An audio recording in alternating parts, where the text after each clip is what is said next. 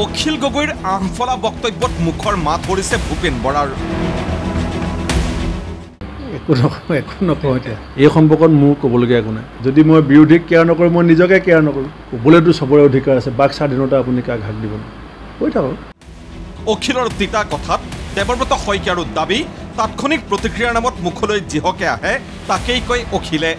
নাই এতিয়া আৰু আলোচনা হ'ব তেনেকুৱা কথা। অখিল গগৈ ডাঙৰীয়াই বহুত কথা মানে চিন্তা নকৰাকৈ খৰকৈ কয় বুলিয়ে ক'ম। মই আপোনালোকৰ লগত ইয়াতে এটা ইণ্টাৰভিউ দিছিলোঁ, য'ত মই কৈছিলোঁ আজি ৰাতিপুৱা দিল্লীলৈ আহি আছিলোঁ, মাৰ লগত দেখা দেখি নহ'ল, মায়ে ফোনত ক'লে চব গুচি গ'লেও তই নাথাকিবি। সেইটো কথা তেওঁ মোক এটা টুইষ্ট কৰি পেলাই মোক অপমান কৰিলে। বহুত ভালকৈ চিন্তা নকৰিও কেতিয়াবা মন্তব্য দিয়ে। মই আৰু তাৰ বিষয়ে বিশেষ নকওঁ। উপনিৰ্বাচনৰ 5টা সমষ্টিতেই অকলে নিৰ্বাচন খেলিব লাগে কংগ্ৰেছে। তৃণমূল কৰ্মীৰ মনৰ কথা APCCৰ সভাপতিয়ে ক'বলৈ পালে কি নাপালে, আৰম্ভ হৈ গ'ল অখিল গগৈ।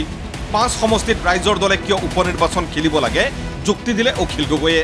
কংগ্ৰেছ দলে তেওঁলোকে বিৰোধী ঐক্যমঞ্চৰ আটাইতকৈ ডাঙৰ পাৰ্টিটো হৈ তেওঁলোকে আমাক লগত লৈ যি ধৰণে কাম আগবাঢ়িব লাগিছিলে তাতকে আমাৰ ওপৰত সকলোবিলাক সিদ্ধান্ত জাপি দিবলৈ লোৱাৰ কাৰণে আৰু নিজৰ ইচ্ছামতে নিজে এটা কথা নিজে বনাই লৈ আৰু নিজে সিদ্ধান্ত জাপি দিয়াৰ কাৰণে আচলতে আমাৰ মাজত এটা ভুল বুজাবুজি হৈছে। ৰাইজৰ দলে ভাবি আছিলো যে আমি সকলোৱে মিলি এবাৰ আমি 2024 চনৰ যিটো উপনিৰ্বাচন হ'ব এইটো আমি কংগ্ৰেছকে সমৰ্থন কৰিম। কংগ্ৰেছে কৈ দিলে যে তেওঁলোকৰ তৃণমূলৰ কৰ্মীবিলাকে কৈছে যে নহয় তেওঁলোকে অকলে খেলিব, উপনিৰ্বাচনৰ কাৰণে আমাৰ বিৰোধী পক্ষৰ মাজত কোনো চুক্তি হোৱা নাই। তাৰমানে আমাৰ এনেকুৱা নেকি যে লোকসভাত তোমালোকে অকলে জিকিব নোৱাৰা, গতিকে আমাৰ সহায় লাগে, বিধানসভাত তোমালোকে অকলে জিকিব নোৱাৰিব, তাৰ কাৰণে আমাক সহায় লাগে, আমাক খটুৱাবা, আৰু যি সময়ত তোমালোকৰ চৰকাৰ গঠনৰ কথা নাথাকিব সেই সময়ত আমাক লাট মাৰি দিবা। এইটোতো হ'ব নোৱাৰে। আপোনাৰ ভূপেন বৰা ডাঙৰীয়াই যিটো কৈছে বিৰোধী পক্ষক কেয়াৰ নকৰে বোলে, তেওঁ বন্ধুসকলক কেয়াৰ নকৰে। কাক কেয়াৰ কৰে? তেওঁ হিমন্ত বিশ্ব শৰ্মাক কেয়াৰ কৰে, নহয় জানো? এইটো ধৰণৰ নীতি লৈতো কেতিয়াও বিৰোধী পক্ষ এটা শক্তিশালী হ'ব নোৱাৰে। 24 চনৰ লোকসভা নিৰ্বাচনতো ত্যাগ কৰিছিলো আৰু আমি উপনিৰ্বাচনতো ত্যাগ কৰিবলৈ প্ৰস্তুত আছিলো। কিন্তু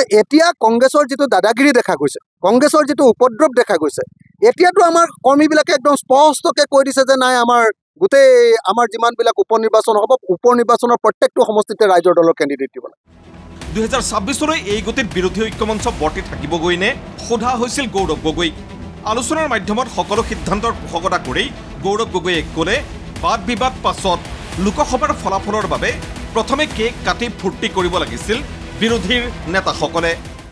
প্ৰথমে আমি অলপ চেলিব্ৰেট কৰিব লাগে, আনন্দ কৰিব লাগে। আনন্দ কৰিবলৈ সময় পোৱা নাই। আমি এতিয়াও নিৰ্বাচনত আছোঁ, ময়ো নিৰ্বাচনত আছোঁ, ময়ো অহা বিধানসভা নিৰ্বাচন কেন্দ্ৰিক মই সাজু হৈ আছোঁ। মাজে মাজে আমাৰ যে অলপ ভাল হ'ল সেইটো অলপ কেকটো আমি একেলগে কাটি খাই তাৰপিছত আকৌ আমি বহি ৰণকৌশল সৃষ্টি কৰিব লাগে। ময়ো এটা ডাঙৰ কেক আনি এটা বাইট মই লুৰিণজ্যোতি গগৈ দিলোহেঁতেন, এটা পিচ মই ভূপেন বৰা ডাঙৰীয়াক দিলোহেঁতেন, এটা কেক পিচ মই অখিল গগৈ ডাঙৰীয়া, CPM, CPIML চবকে আমি ডাঙৰ এটা কেক লৈ আমি বাকী তাৰপিছত যি সাংগঠনিক দিশৰ লৈ যিখিনি কথা আছে সেইটো আমি পিছত পাতি ৰাইজক আমি অৱগত কৰালৈ।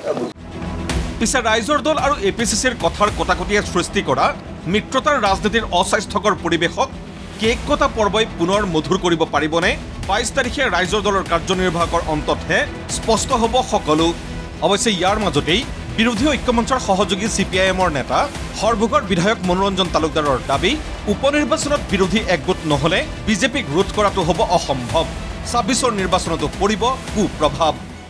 মই অহংকাৰী শব্দটো নকওঁ, কিন্তু তেওঁলোকৰ মাতব্বৰী এটা চলিছে। বাকী দলবিলাকক কোনো গুৰুত্ব আৰোপ নকৰাকৈ এটা মাতব্বৰী চলাইছে। এই মাতব্বৰীটোৰ ফলত ঐক্যটো বিনষ্ট হৈছে। নিশ্চিতভাৱে যদি অকলে খেলাৰ সিদ্ধান্ত লয়, তাতে যদি আমি প্ৰতিদ্বন্দ্বিতা কৰোঁ, ৰাইজে কৰে, জাতীয় পৰিষদে প্ৰতিদ্বন্দ্বিতা কৰে, CPIML 42 চিটটো খেলিম বুলি দৃঢ়মতে প্ৰকাশ কৰিছে, যদি কৰে তেতিয়াহ'লে ঐক্যটো বিনষ্ট হ'ব আৰু বিজেপি লাভৱান্বিত হ'ব।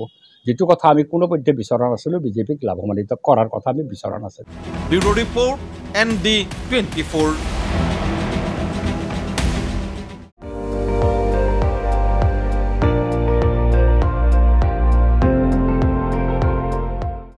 আপুনি চাই আছে ND24, সৰ্বশ্ৰেষ্ঠ নহয় সৰ্বোত্তমৰ দৌৰত।